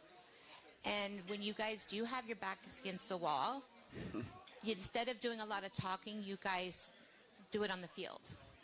And that's very commendable.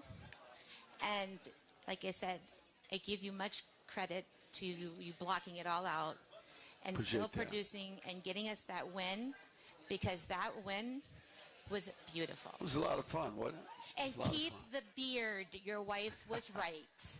There you go. My kids don't like the beard. They say it makes me look old. And my wife says, keep the beard. So it's here to stay, I think. So Smart man, Coach. Yeah. Yeah. Gotta At keep the end her of the happy. day, right. Dante, I got time for one more. If you can hurry to the back of the room there. I got you. What's Yes. your name? Sebastian. Sebastian's over here. Hey, Coach Napier. Question. So last time you guys were on the road, LSU, tough environment to play. DJ had his issues heading into Texas A&M, top 5 team in the nation, electric team, electric crowd. Kind of, how do you think you prepare him in the best way to kind of prevent what happened at LSU a couple weeks ago? Yeah, I don't think that the environment or where we were playing had anything to do with his issues, right? I think that his lack of prep, his lack of practice time, where he was at relative to being game ready, and we played a good defensive group. They had a good plan. He made some mistakes in the game, and I think since then, we've seen him improve each week, and I think his best football is ahead of him, right? So, look, you got to keep him process-oriented. You got to hit the reset button every Sunday. It's a new scheme, new personnel. Obviously, where you play is a part of it. All week this week, we've been working with crowd noise, and in general, he's played in a lot of games like this in the past, and he's handled them well. So, I think this would be a different scenario if he hadn't experienced success last year. Maybe Arch Manning, for example, is a first-year starter.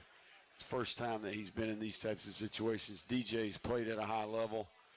He's been at his best in some of these scenarios in the past. So I think that gives him some confidence that if he continues to get the reps and get back into his rhythm, that he can play at a high level. All right. Sebastian, thank you very much. Coach, let's talk about Texas A&M a little bit here before Tyreek Sapp arrives.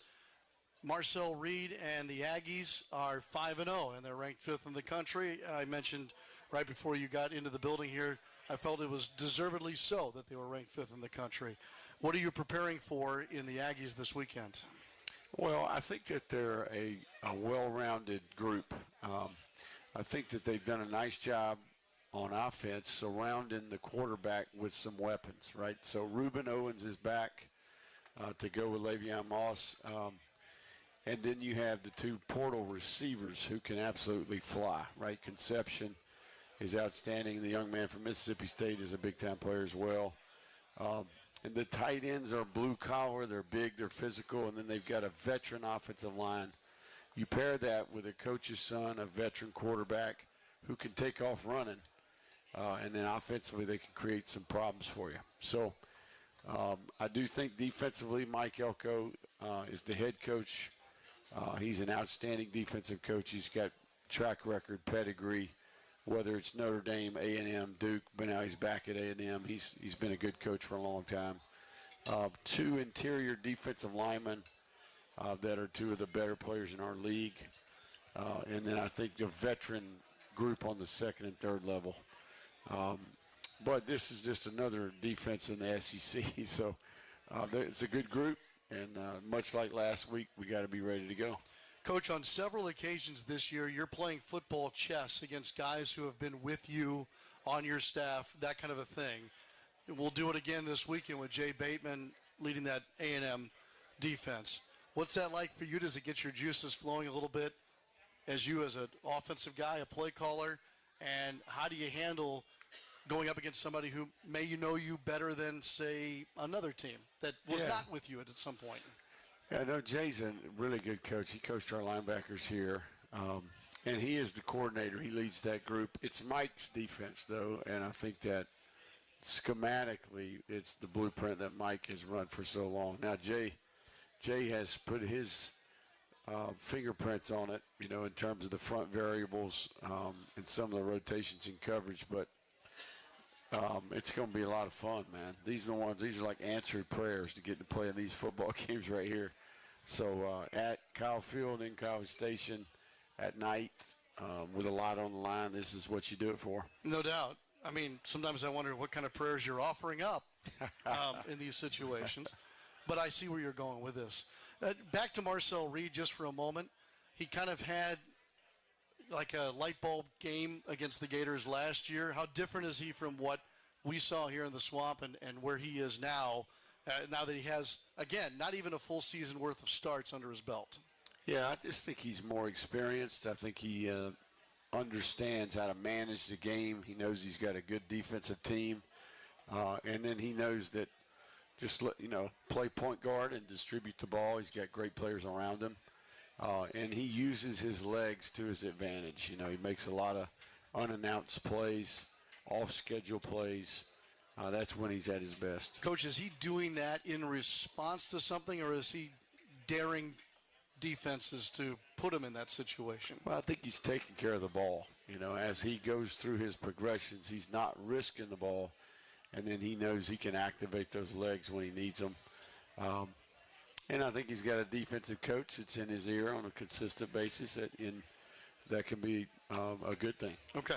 Let's give away a Billy Napier autograph football here real quick. Coach, if you wouldn't mind drawing our first winner of the night here at Miller's Ale House. As usual, we'll read the last four numbers of your red ticket. In this case, it's 1929. 1929. And we'll look for you here at the table during the break. Don't forget, Chomp the Block returns next week, homecoming week. It's the game against Mississippi State. And so at 6 p.m. on the 16th, we get the block party started right here at Celebration Point. Get the gear on, the orange and blue, of course, and take advantage of a great family night with music, food, and a whole lot of good people, too. Back after this with more Gator Talk on the Gator Sports Network from Learfield. Hey Gators, Chris Doring here. Growing up in Gainesville, my dream was to be a Florida Gator. I was honored to be a part of a team that changed it all in the mid-90s. Drawing on that same determination and work ethic, myself and my team at Chris Doring Mortgage put forth relentless effort to get our clients to the closing table and into a home they love. Find out how we can help you with a purchase loan or a refinance. Visit ChrisDoringMortgage.com. Chris Doring Mortgage, powered by MortgageAdvisors.com, NMLS 701-68193-7321, Equal Housing Lender. Every great team is built on a solid game plan, sharp execution, and total trust in the crew beside you. At Quality Plumbing, we bring that same championship mindset to every job we do. For over 40 years, we've been the starting lineup for homes and businesses across North Central Florida, delivering reliable service, expert craftsmanship, and big wins for our customers. Call us today or visit QualityPlumbing.com. We're your first string team. License number CFC 043073. If an insurance company is there to sell you insurance, shouldn't it also be there to service it with real people? At Florida Farm Bureau Insurance, we're here to help. We're focused on your specific needs. That's why we have local agents working for you in every county across the state, offering competitive rates and fast, friendly service. It's more than insurance. It's the kind of treatment you deserve. Find a local agent at ffbic.com to set up your free no-obligation insurance review. Farm Bureau Insurance, helping you is what we do best. Proud to support Gators Athletics. This is Gator Talk, presented by Dreamfinders Homes on the Gator Sports Network from Learfield. Gear up to root on the Gators at the University of Florida bookstore at the Wrights Union. The UF bookstore will be open from 8 a.m. till 5 p.m. for all the orange and blue gear you need. There's a large selection of clearance items throughout the clothing department, with many items up to 50% off original price. This is a great time to expand your Gator wardrobe and save some money too. So as you look to root on the Gators, debut some new orange and blue gear at the UF bookstore, open noon to 5 on Sunday. So to score, just remember the University of Florida bookstore inside the Wrights Union on campus, and go Gators! I'm a father. I'm an aunt. I'm a neighbor. I'm a veteran. But out here, on the water, I'm operating the boat. a boat operator. I'm a safe operator. The operator. If you're behind the wheel of a boat, you only have one job: keep everyone safe. Always scan the water and be aware of your surroundings. Learn more about boating safety at myfwc.com. Brought to you by the Florida Fish and Wildlife Conservation Commission. Every Gator football game all season long, right here on WRUF, 98.1 FM, 850 AM, and 103.7 HD2. This is Gator Talk, presented by Dreamfinders Homes, your home for all things orange and blue. Once again, here's Sean Kelly. Gators fans, heat up the swamp with the homecoming sweepstakes presented by Comfort Temp. Enter now at floridagators.com/chill for your chance to win 2 tickets to the Florida-Mississippi State homecoming game, 2 pregame hospitality passes, your name called on the radio broadcast, and a $250 UF bookstore gift card. Don't miss out. Enter today at floridagators.com/chill. Welcome back to Miller's Ale House. Tonight, Gator Talk presented by Dreamfinders Homes, official home builders of the Florida Gators.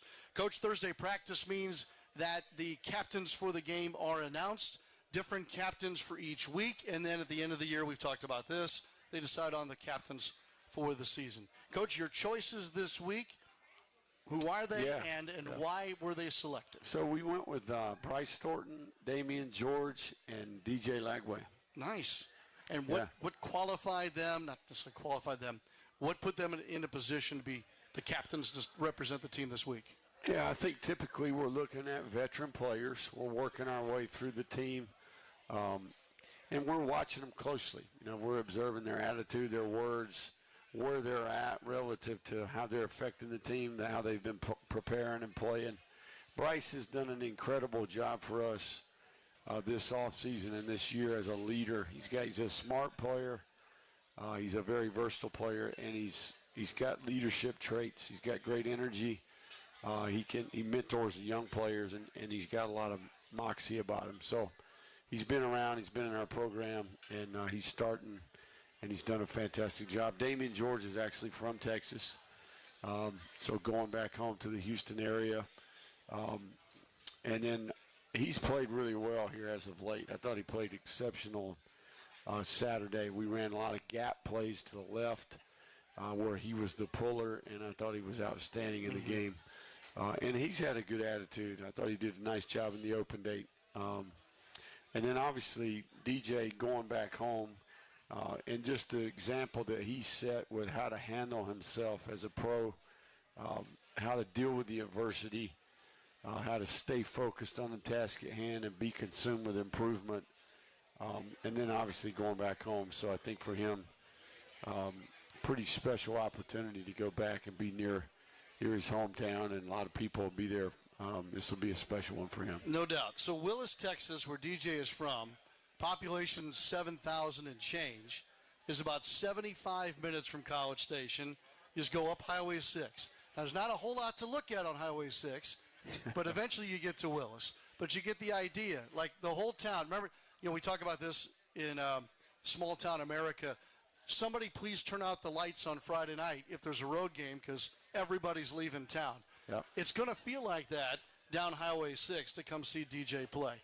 Coach, I would think that is a motivator in some ways for a guy like Lagway as opposed to a nerve-wracking situation. Yeah, no, it'll be an absolute he's on top of his game this week. Let me just say that. I think playing Texas, obviously Texas A&M back-to-back, being a kid from Texas, I think there's something about that that's pretty special. And then, he came to the University of Florida to do significant things, and I think he's been through a tough first couple weeks, and he sees the light at the end of the tunnel, and he's working his way back into that rhythm, and I think he's excited about playing his best football. Coach, I think fans saw him a little gimpy at times during the game against Texas.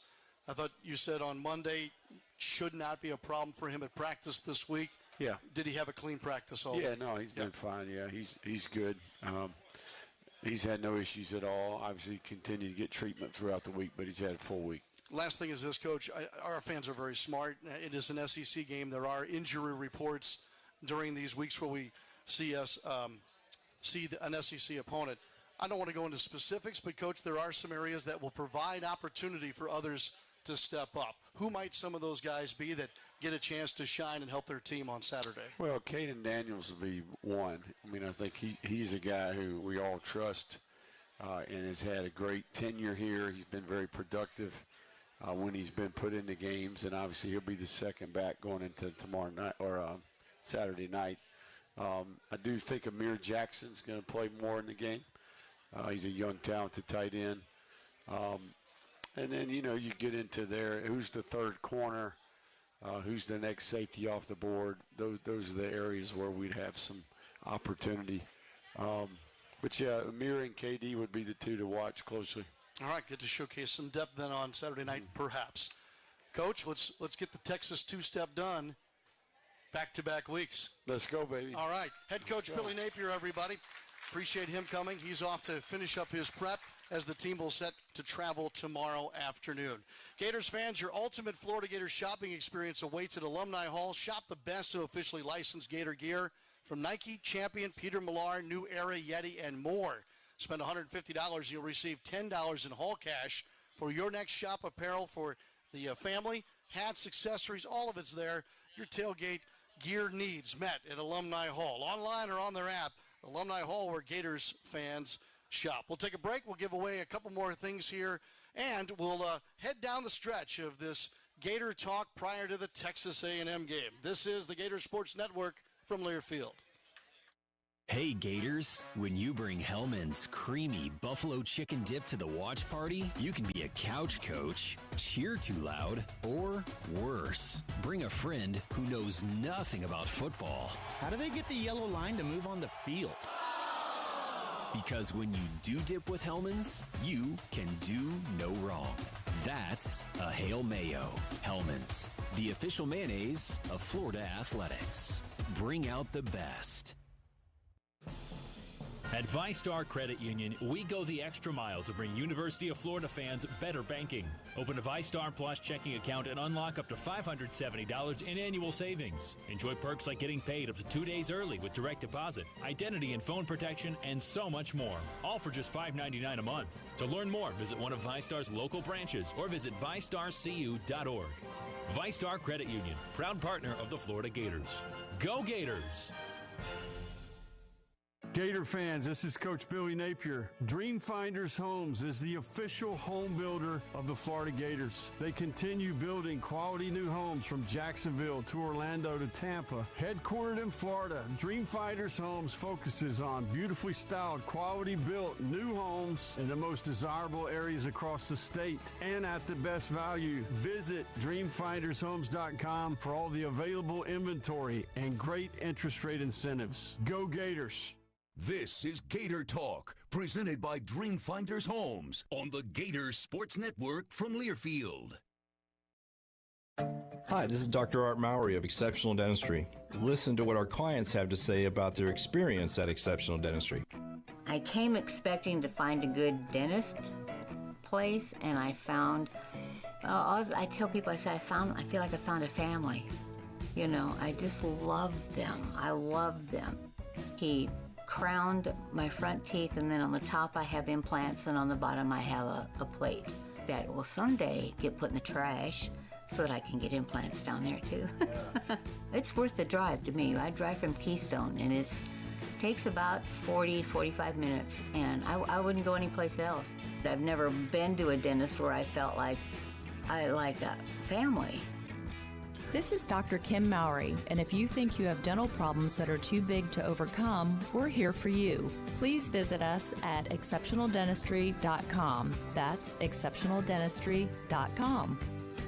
This is former Gator quarterback Shane Matthews, and you're listening to the home of Gator football, WRUF 98.1 FM, 850 AM, and 103.7 HD2.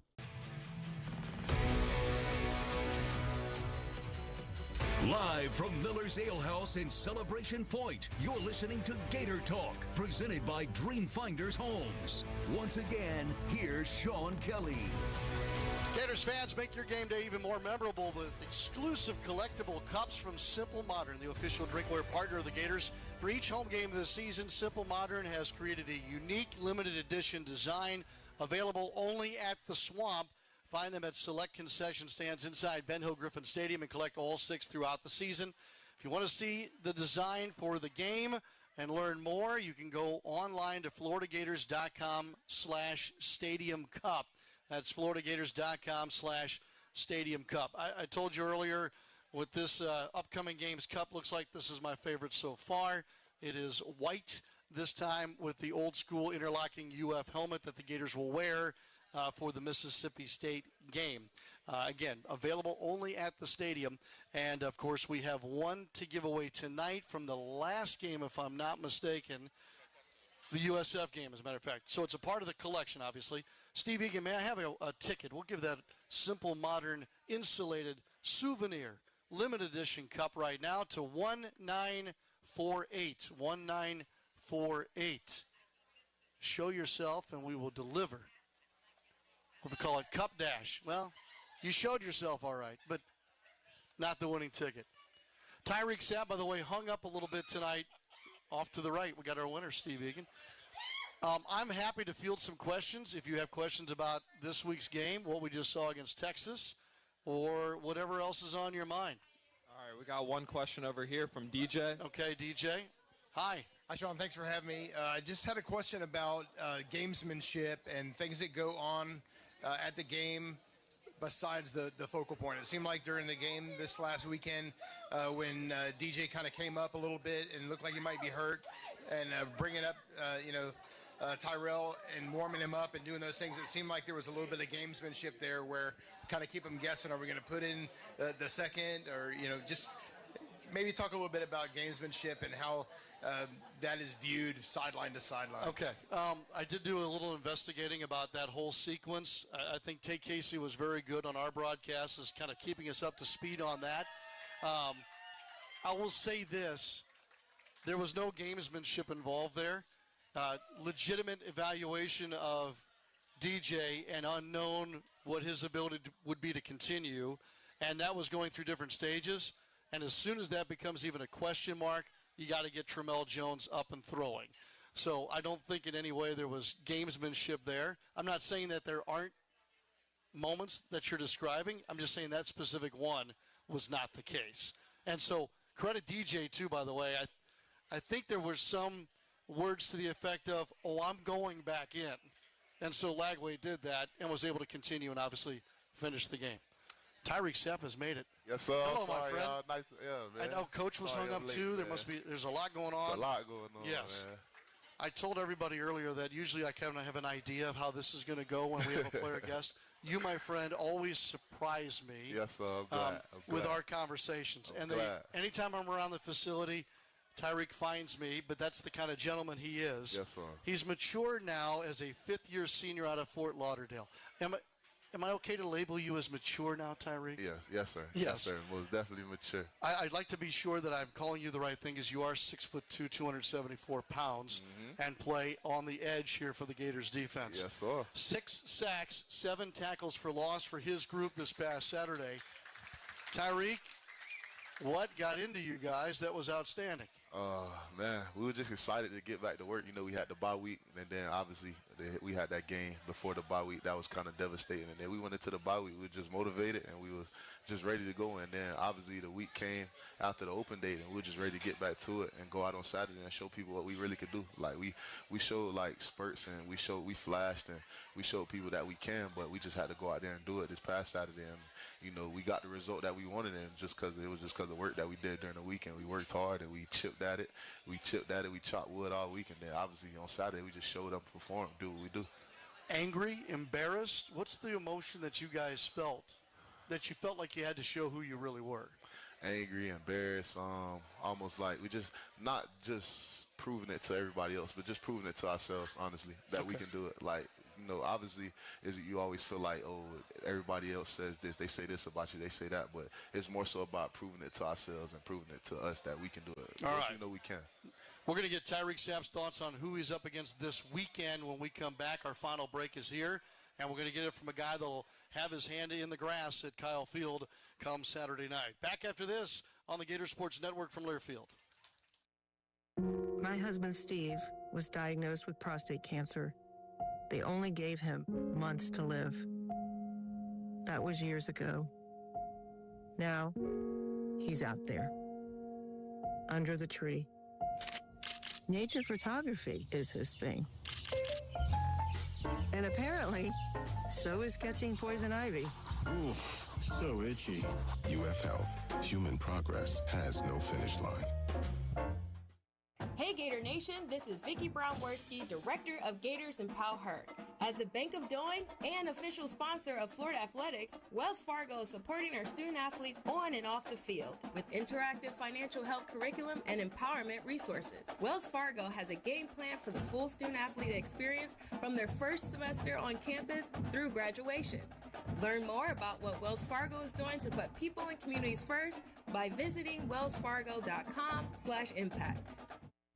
Is that Tacoma towing a pink mechanical bull? Sure seems like it. Well, I'll be. Truck like you truck with a great deal during Toyota Truck Month. Get $1,000 in Conquest bonus cash for new Toyota customers on a new 2025 Toyota Tacoma. Valid through November 3rd, 2025. Offer entitles $1,000 Conquest bonus cash on certain new 2025 and 2026 Toyota pickup trucks for current non-Toyota owners of small, midsize, and large pickup trucks. Exclusions apply. See dealer for details. Toyota. Let's go places. This is Gator Talk, presented by Dreamfinders Homes on the Gator Sports Network from Learfield.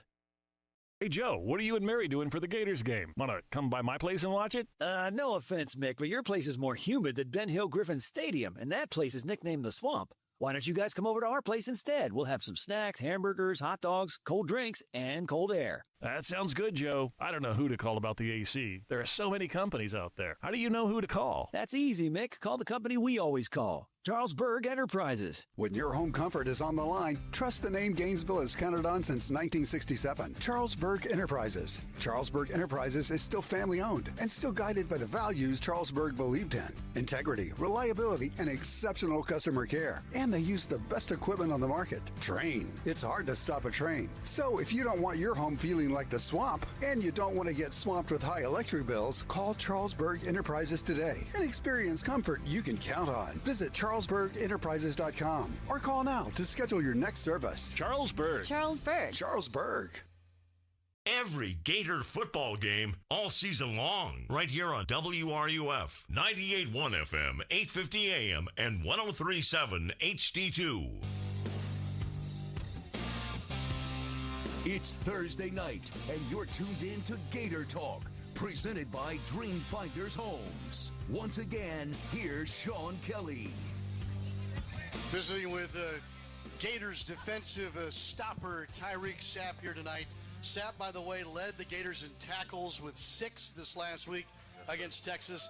On Saturday night, he'll make his 26th career start. 26 starts now for Tyreek Sapp. And the Gators are up against 5th-ranked Texas A&M.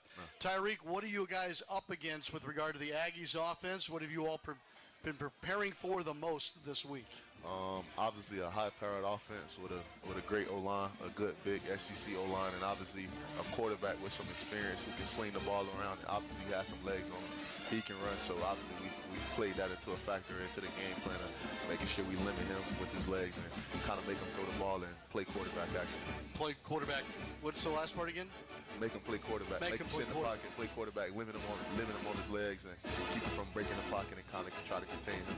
Tyreek, I'll tell you this. Devin Moore was here last week. He got an interception on Saturday. You're here this week. Strip sack. Strip sack. There you go. Take it to the house. Thanks for coming to being a part of the show tonight. Most definitely, and taking Sean. pictures with fans. I think you made some friends here this evening. Most definitely, Sean. No doubt. Appreciate you. No doubt. Game time 7. Our coverage begins at 4 on Saturday. I'm Sean Kelly. So long for just a while. Thanks for joining us on Gator Talk.